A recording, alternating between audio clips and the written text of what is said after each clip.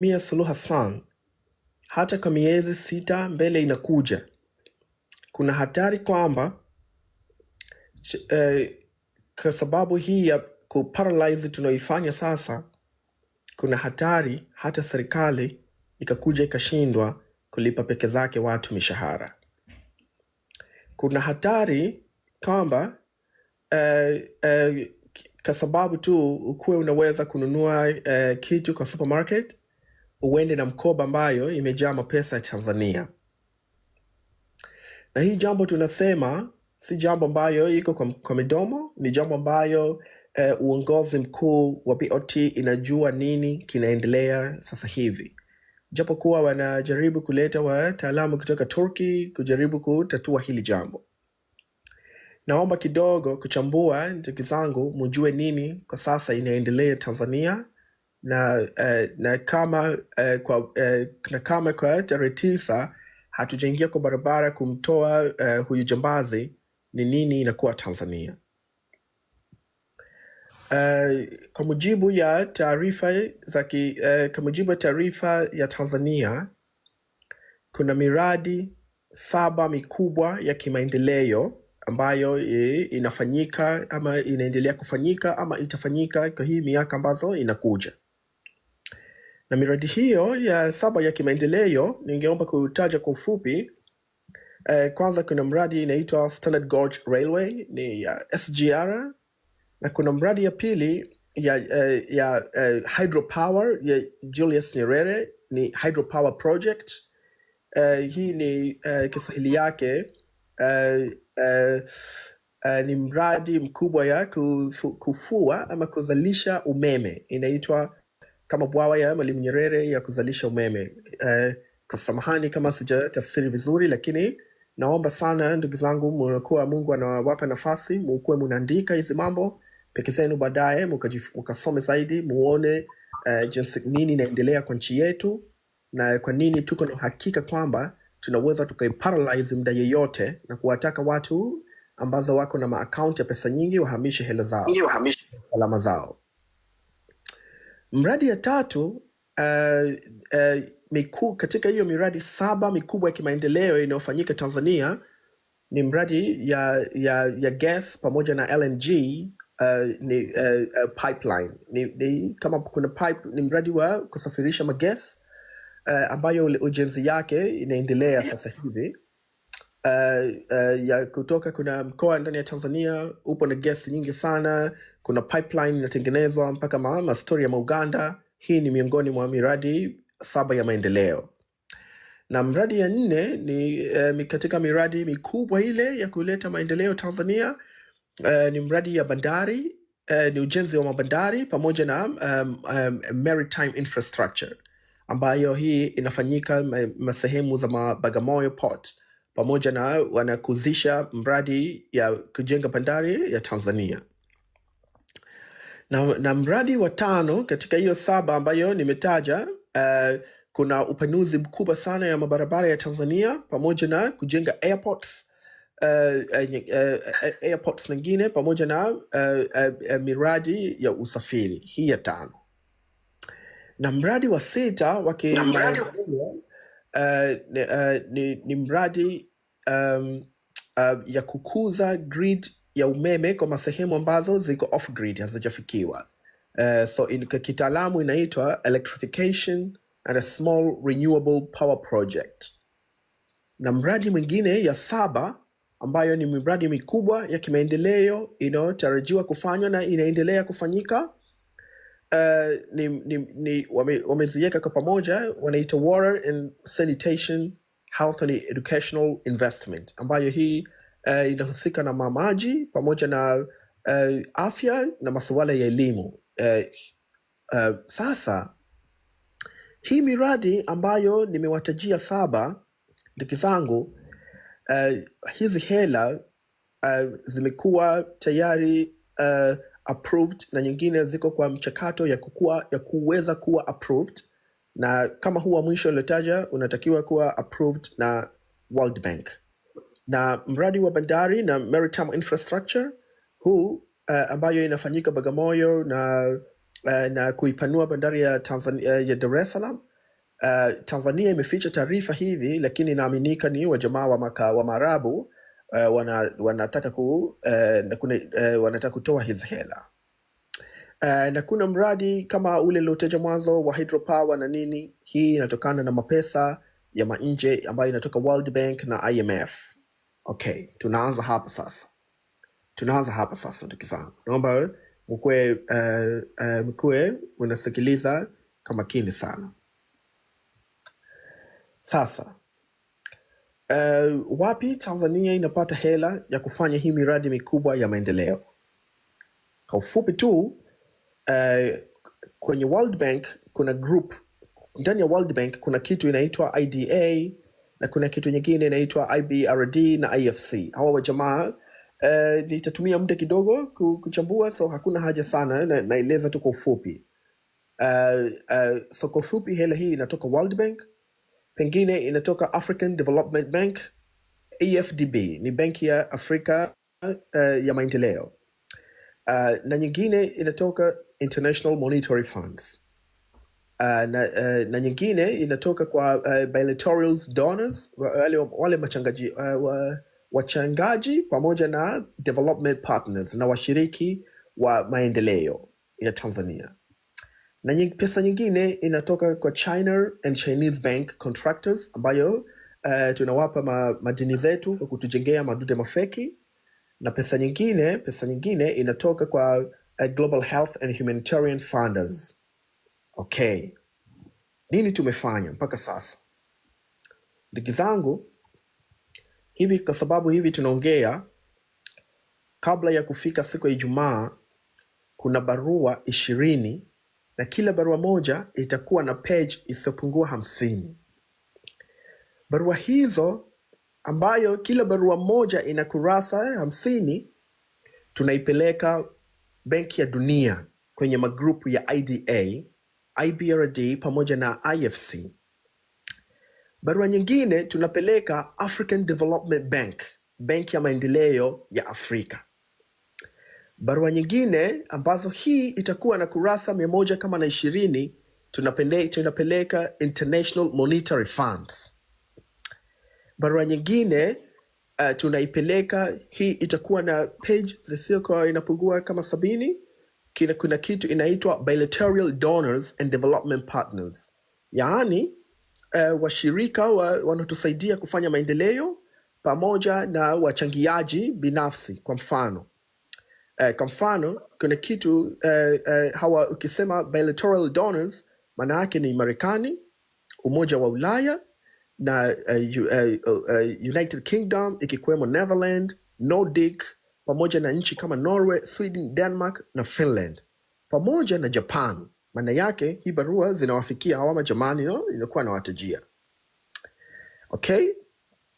Barua nyingine ambayo tunachukua tunaipeleka kwa private, kwa majamaa wa private finance and public private partners. Kitaalamu kile nyepesi inaitwa PPPS. Naomba hizi mambo mkipata muda hapa kizeni mkazisome, ambayo hawa wanasaidia kitu kama mambo za pesa za malaria, TB, HIV na mambo mengine ambazo zinahusu maendeleo ya kibinadamu kwa nchi yetu. Na barua ya mwisho ambayo nimeambia inakwenda World Bank.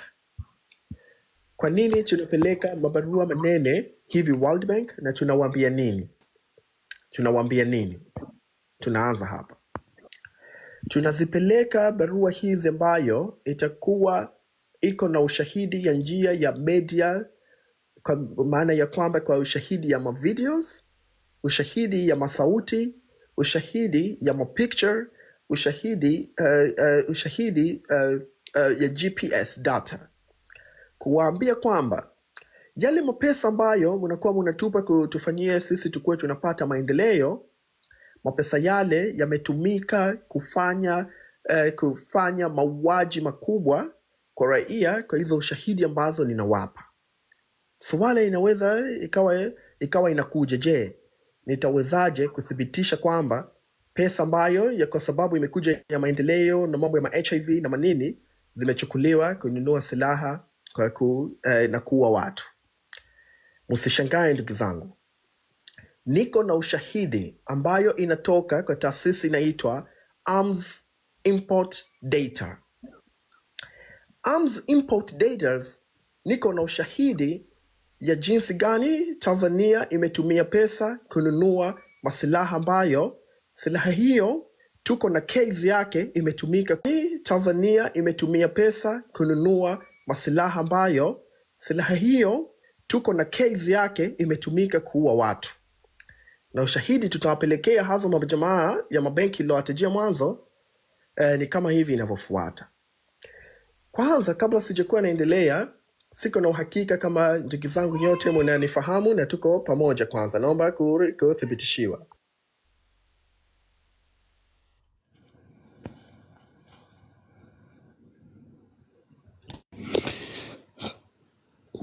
Yani Abil, unazungumzia yani kuhusu kwamba kama tunaelewa unachoongea au unakusudia nini? Yeah, nataka kujua kama mnaelewa. Niko tayari kurejea, lakini nataka kuwa na uhakika kama tuko sawa na mnafahamu nini tunakwenda.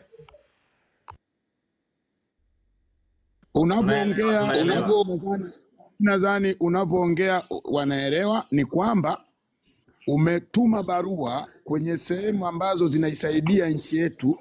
Sasa unataka uziblock zile sehemu, nimetumia Kiingereza, uzisimamishe zile sehemu zisiwe zinapeleka tena pesa nchini. Kwa mfano kama hivyo ulivyosema, Benki ya Dunia au hizo nchi zinazofanya donation zisipeleke tena pesa. Na unazizuiaje ili zisilete pesa? Unazizuia kwa kuzionyesha ushahidi uliotendeka pale nyumbani. Wametumia billions za mapesa kuua wananchi na kutengeneza uchaguzi feki ambao umeleta maafa, ambao au kuhesabiwa kura zozote, ila walitangaza mshindi. Kwa hiyo hivyo vitu vyote vitazuia kuiingizia pesa nchi. Kwa hiyo nchi itafilisika, Watanzania watakosa cha kufanya. Ndio kama ulivyosema kwamba labda wakukuelewa vizuri, yani mtakuwa mnakwenda kununua mkate lakini pesa umejaza zote kwenye mkoba, kwenye kikapu. Umejaza hela kwenye kikapu, unaenda kununua matembele tu. Sasa mjiulize hiyo hela itakuwaje? Mmezoea kwa sababu maburunguti ukanunua robota la mtumba, sasa wewe unaenda kununua mkate tu. Kwa hiyo ni vitu kama hivyo. Kwa hiyo ambao hamjamuelewa anaelezea kuhusu hiyo, lakini nitapandisha labda na watu wawili hivi muonyeshe na nyewe kama mmeelewa. Alright, sasa kwa sababu tu haya mabank na mawachangiaji ya maendeleo ya Tanzania huwezi kuwapelekea mabarua ambazo haziko na ushahidi ya wazi na ushahidi inayoaminika.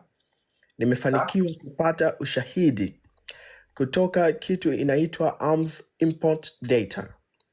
Kwa maana yake ni taarifa zinazohusu majeshi ya dunia yote, ni jinsi gani inaingiza masilaha, inanunua nini, iko na masilaha gani.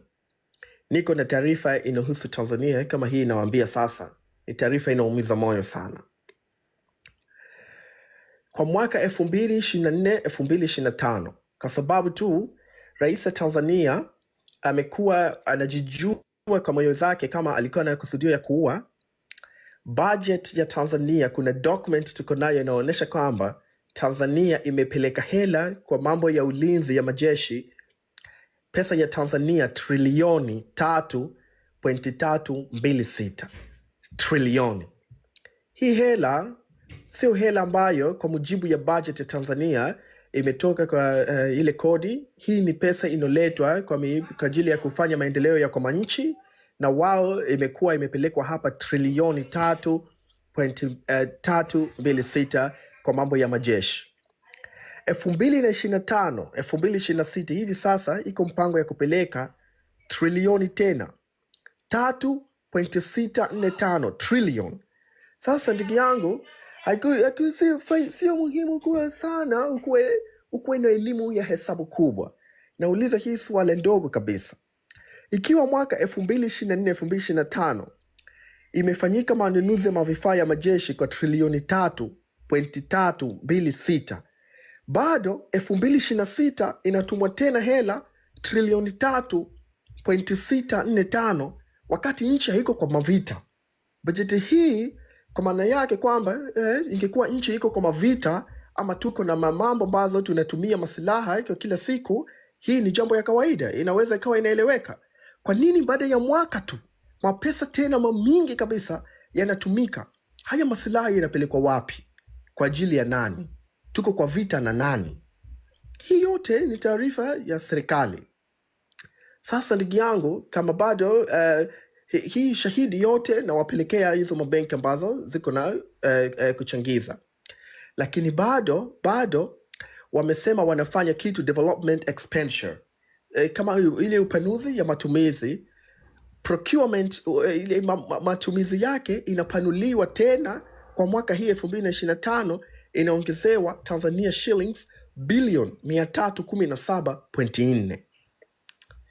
Okay, sasa niko na evidence ya taarifa inatoka Global Data ya inaitwa Total Monetary Expenditure, inafanyika kama hii inafuata.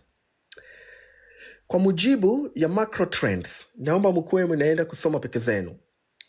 Jeshi ya Tanzania imetumia 2000, sikiliza kama kini, imetumia dola ya Amerika milioni 905 hii mwaka 2023.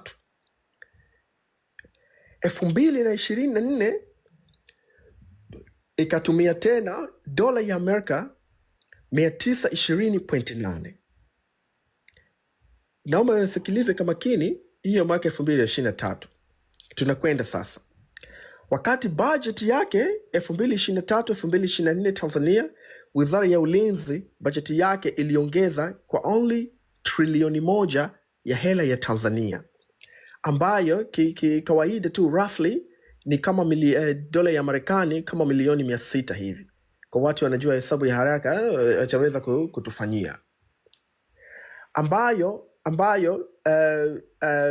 imetokana walivyosema, kwa mujibu ya mabudget ile ilisaidia mambo ya Mozambique na DRC. Hiyo tunaweka pembeni. Sasa naomba sikiliza hii. Harama ya silaha ambayo imetumika 2024-2025 imefanyika upanuzi tu. Naomba nifahamu, sio ile trilioni 3.326, hapana. Ile tayari imenunua masilaha, na baada ya mwaka mmoja ikatoka tena hiyo trilioni 3.645 ikanunua masilaha. Na ndio maana tunapoa story kama mtoto rais analeta masilaha, kumbe ni mambo machafu sana inafanyika ndani ya mwaka mmoja. Maana yake matumizi ya kawaida tu imekuwa ni trilioni 7 imenunua masilaha, wakati nchi ambayo haiko kwa mavita, nchi ambayo hatupigani na mtu, nchi ambayo hatuna na mpaka ambazo zinataka kujua kitu, nchi ambayo hizo majeshi zetu hata kurusha ndege hazijui, hao majeshi yetu hata drones hawana, hao majeshi yetu hata nuclear hawana. Sijui haya mapesa imetumika vipi. Sasa baada ya hiyo pesa yote ambayo imenunulia hizo mavitu, sasa kuna kitu inaitwa upanuzi. Maana yake kama umeweka budget ni 10, sasa kuna kitu nyingine unapanua. Hii Samia wakati ya mwaka yake karibu ya uchaguzi 2024-2025, upanuzi tu imetumia tena bilioni 317.4 kwa ajili ya upanuzi tu ya mambo ya kutumia ya mambo ya masilaha. Kwa hoja wameweka ati wananunua modern equipment and tools. Sijui kama peke zenu nyinyi mmeiona, kwa sababu kwa dunia ya sasa ukisema unanunua modern equipment and tools, maana yake utatumia razor, maana yake utaweza kuvunja satellite. But sisi tunawaona. Kwa hiyo hizo modern tools sijui zipi hiyo wanasema hawa jamaa. Kwa maana hiyo, ndugu zangu, hii taarifa yote ninaiambatanisha kwa wajamaa ambayo wanachangia maendeleo ya Tanzania, kusaidiwa watu wenye HIV na kama TB na kupatikana maskuli ya kuwe na mamaji na madesk, lakini hawa wajamaa wamechukua hela, wamenunua silaha ambayo imetuua sisi, na ninaambatanisha barua moja itakuwa na peji zaidi ya 70 kuyaomba haya wajamaa ambazo wana support maendeleo kwa haraka sana kwa sasa wasimamishe hiyo mpango zao mpaka tu pale tutakapokuwa na viongozi ambayo wamechaguliwa na raia kihalali, viongozi ambayo tutaweza kuwahoji, viongozi ambayo tukikuwa tunakaa kwa TikTok kuwahoji hawatakuwa wanatublock, badala yake watatuletea ushahidi ya vipi pesa zetu inakuwa inatumika. Sasa naomba kuuliza kitu moja. Nani ako na ruhusa ya kwenda kununua silaha? Nani Tanzania analeta silaha? Nani Tanzania anayuzia majeshi uniform? Tunarudi kwa mama mmoja inaitwa Angela Kiziga. Tutarudi kwa mjamaa anaitwa Bwana Abdul. Hawa wajamaa, huu mchezo, hii mapesa ambazo wanazichezea, hawawezi kutuacha serikali kwa amani. Hawawezi kuniruhusu mimi tena nikuwe naendelea kutoa hii taarifa kwa jamii. Lazima watakuwa wanataka kutuua kwa njia ile peke zake wanajua. Rais ya Tanzania iliyokuwa imekufa kwa kutuhumiwa kwamba iliuliwa kwa mujibu ya balozi ya Tanzania Bwana Humphrey Polepole, kwamba Bwana Kikwete na timu zake imehusika na mauaji yake, si kauli kwangu. Alijaribu kukamata mwanamke inaitwa Angela Kiziga kwa sababu ya hii hesabu ya kununua masilaha. Wananunua uniform ambayo order hata ukipewa wewe haiwezi kufika hata 1 billion. Hii taarifa najua kesho italeta mashida sana kwa majeshi, kwa sababu ni taarifa nyeti ambayo inatoka Arms Import Data, ambayo imekuwa signed, imekuwa imesainiwa na mawaziri na wahusika kabisa. Mbaya zaidi, ndugu zangu, hii taarifa inaonesha mpaka wale nani hasa wako na order ati ya kwenda tu kununua vifaa vya kisasa vya kijeshi. Naomba hii habari mkuwe naipata, kwa sababu ninataka lengo yangu ni wakuumizeni moyo zenu, mjue kwamba hatuwezi tena kustahamili kuwakieka hawa majambazi kwa power kwa njia ile yoyote ambayo itawezekana. Hizi barua nitakuwa natumika mpaka siku ya Ijumaa. IMF wataipata hii taarifa, World Bank watapata hii taarifa, hawa watu wa Nordic pamoja na Norway, Sweden, Denmark wanaosaidia, tutawapelekea hizi taarifa na mavideo ya mauaji. Na taarifa hii sasa, mbaya zaidi, tutajaribu kuhakikisha kwamba kila raia ya Norway ambayo inalipa kodi imfikie, ione kwamba hela yake imeenda kuua raia izokuwa hakina dhambi, raia haina kosa yoyote nchini Tanzania. Kwa sababu tu Samia Suluhu Hassan yuko na uelewa kwamba tayari hii jambo tumekuwa tunaifanya, ndo akakuja na story kwamba mujitayarishe ati ya kutokuwa na misaada ya kimataifa. Hii jambo kwa sasa tutakuwa tunachangiza pesa kwa ndani. Nakwambia ndugu zangu, Tanzania hakuna hela ya kuendesha nchi. Sisi tutaendelea kuiparalyze serikali, na kama peke zake kwa raha yake hatutaka kutoka, naomba mjue kwamba uwezo hata ya kulipwa mfanyakazi wa serikali mshahara itakuwa haipo.